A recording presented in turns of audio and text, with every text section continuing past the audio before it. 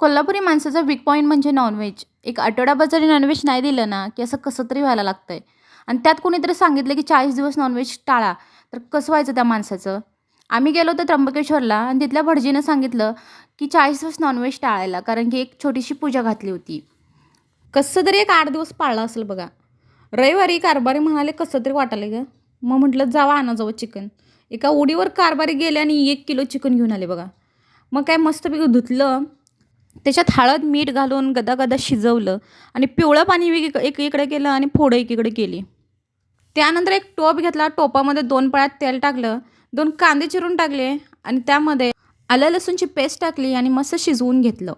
मग कोल्हापूरचं लाल तिखट, मटण मसाला, हळद टाकून परत परतून घेतलं आणि ओलं वाटण जे होतं ते टाकलं. त्यानंतर फोडं टाकून खालीवर करून गदागदा शिजवून घेतलं. मस्तपैकी झणझणीत असं सुक्कं मटण तयार झालंय.